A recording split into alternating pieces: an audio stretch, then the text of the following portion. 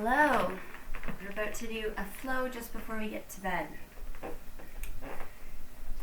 So from our mountain pose, we're going to start our water flow series, which will get us ready for our peak pose. And the peak pose today is Warrior 3. So feel grounded in both those feet and start to send all the energy to your right foot.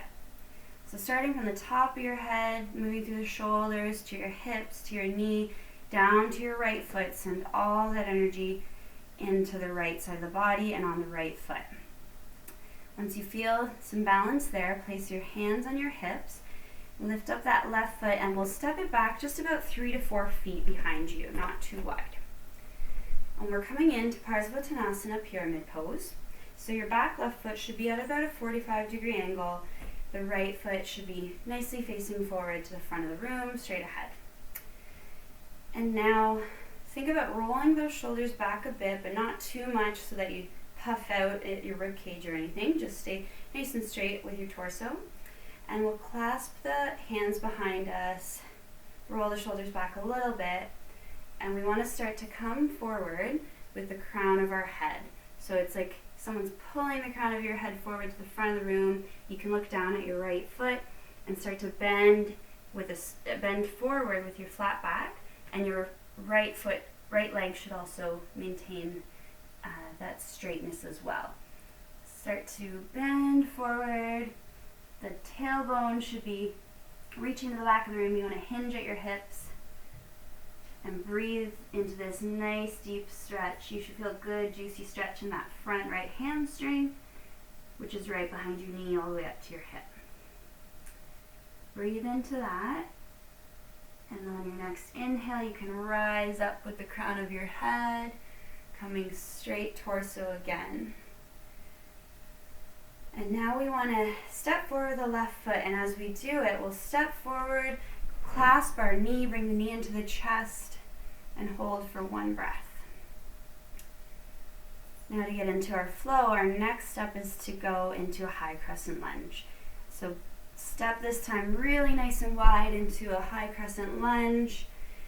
The heels should be lifted at the back and maintain that straight torso upwards. Lift those arms up into a powerful high crescent lunge pose. You can look up and feel a nice deep stretch if you want to move deeper into that hip stretch on the front. And hold for 1 good breath here. This time we'll step forward with our left foot, but we need to propel forward because our leg is so far back. So let's use all of our energy to a big step forward. Catch the knee, bring it into your chest again, and breathe. And when you feel stable and balanced in the right foot, you can let go. Have your arms at your side. And this time we're going to do our final pose before we get into Warrior 3. So we'll just kick the wall behind us like you're stamping it with the bottom of your foot, and look for a flat back to kick into Warrior 3 really quickly. On an inhale, kick, and come back. Grab your right knee, and now you can place both feet down on the ground and shake it out if you need, if that was a lot of pressure on your right foot. Now we'll do the same flow on the other side. So this time, send all of your energy into the left foot. Think about starting at the top of your head, do a body scan all the way down through your left knee, down to the left foot, and place that all into the ground on your left foot. Place your hands on your hips and step backwards with the right foot just 3 or 4 feet behind us. And again, the right foot should be at about a 45-degree angle, facing forward. You want to square the hips off with the front of the room and face forward. Roll those shoulders back and clasp the hands behind you. And we'll get into Parsvottanasana pyramid pose on this side. So again, keep that left foot straight, left leg straight. Don't really need to bend there if we want to feel the whole stretch. But if you feel any pain, you can add a little micro bend for comfort. And now again, it's as if someone's pulling the crown of your head forward. Start to hinge at the hips forward. Slowly fold over that left leg and feel a nice stretch in the left hamstring behind your leg. And breathe into that with a flat back.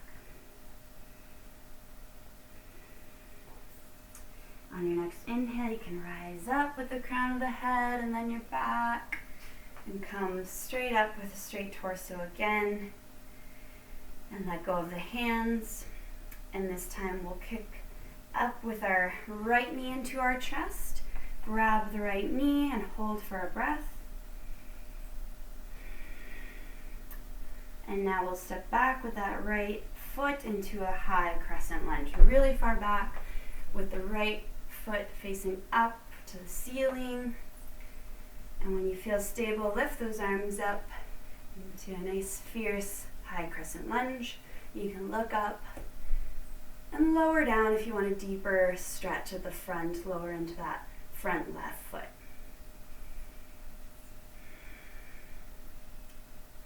And now again, we want to step forward with the back right foot. We'll need to propel ourselves forward. So on an inhale, step forward, grab that right knee, and hold it for a breath.